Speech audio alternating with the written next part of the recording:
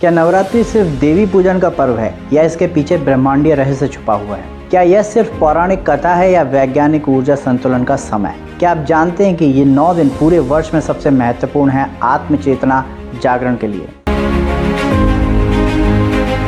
नमस्कार दोस्तों, मैं आपका स्वागत करता हूं इस गूढ़ विषय पर, जहां हम जानेंगे कि नवरात्रि सिर्फ भक्ति का पर्व नहीं बल्कि प्रकृति, खगोल शास्त्र और चेतना जागरण से जुड़ा एक वैज्ञानिक प्रक्रिया भी है।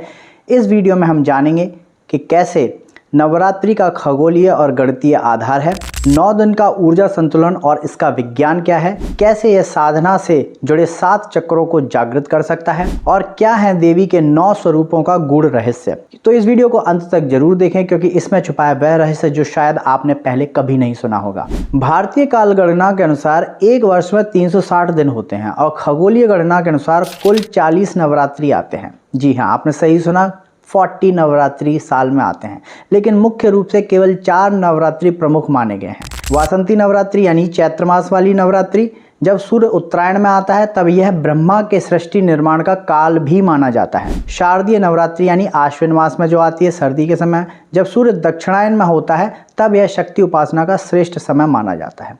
इसके अलावा 2 गुप्त नवरात्रि भी आती हैं जो आषाढ़ और माघ मास में आती हैं। ये गूढ़ तंत्र साधना और आत्मचेतना जागरण के लिए माने जाते हैं।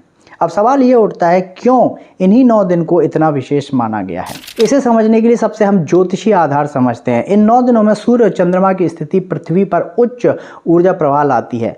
पृथ्वी का अक्षीय झुकाव यानी कि एक्सियल टिल्ट इन दिनों विशेष ऊर्जा संचारित करता है, जिससे हमारी चेतना और साधना को बल मिलता है।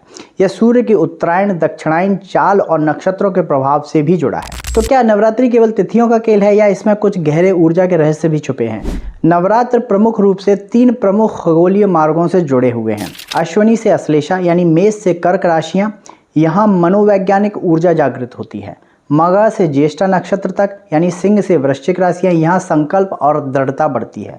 मूल नक्षत्र से रेवती नक्षत्र तक यानी धनु से मीन राशियों तक, यहाँ आत्मचेतना की गहराई बढ़ती है। क्या आप जानते हैं कि इन 9 दिनों में हमारे शरीर के 7 चक्र सबसे ज़्यादा सक्रिय होते हैं और इस समय में साधना करने से और ध्यान करने से इन चक्रों को संतुलित किया जा सकता है। क्या आपने कभी सोचा है कि नवरात्र में उपवास का वैज्ञानिक आधार क्या है?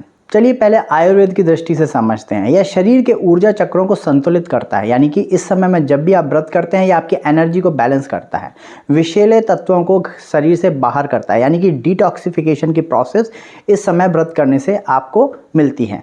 मस्तिष्क को शांत और संतुलित करता है, इसलिए इस समय ध्यान और साधना करने से मस्तिष्क तरंगों का संतुलन सही होता है। यह डीएमटी हार्मोन के रिसाव को बढ़ाता है, जिससे गहरी ध्यान अवस्था प्राप्त होती है।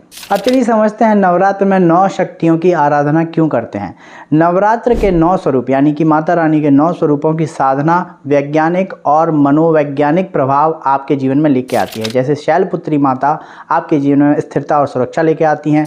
ब्रह्मचारिणी माँ की उपासना आपके जीवन में तप और आत्मज्ञान को बढ़ाते हैं। चंद्रघंटा माता की उपासना आपके जीवन में साहस को बढ़ाती हैं और नेगेटिविटी को कम करती है। कूष्मांडा माता की उपासना आपके जीवन में जितनी भी इम्बैलेंसेस चल रहे हैं उन एनर्जी को बैलेंस कर सकती है। स्कंद माता की साधना प्रेम और धैर्य को बढ़ाती है आपके जीवन में। वहीं कात्यायनी माता की उपासना निर्णय शक्ति यानी कि डिसीजन पावर को बढ़ाती है। महाकाली यानी कि कालरात्रि की साधना भय मुक्ति और आत्मबल से संबंधित है, यानी कि यदि आपको भय लगता है, आपका आत्मबल कमजोर है, तो आप महाकाली की आराधना कर सकते हैं। महागौरी की आराधना जो कि अष्टम स्वरूप हैं माता रानी का, वह आंतरिक शुद्धि आपके जीवन में लेके आती हैं। और 9वें नंबर पर सिद्धदात्री माता आपके जीवन में पूर्णता और आनंद लेकर आती हैं। इस बार नवरात्र में क्या आप अपने ऊर्जा चक्रों को संतुलित करेंगे, व्रत करेंगे, उपवास करेंगे अपने जीवन में आध्यात्मिकता को बढ़ाने के लिए? कमेंट करके हमें ज़रूर बताइए। इस वीडियो को लाइक करें और शेयर करें, चैनल को सब्सक्राइब करें और बेल आइकन को भी दबा दीजिए, ताकि आगे आने वाले ऐसे और वीडियो की जानकारी आपको सही समय पर मिल जाए। ये ज्ञानवर्धक वीडियो आपके जीवन में बदलाव लेकर आएगा, एक आस्था धर्म के प्रति, हमारी संस्कृति के प्रति आपके जीवन में लेकर आएगा, ऐसी उम्मीद मैं आपसे करता हूँ।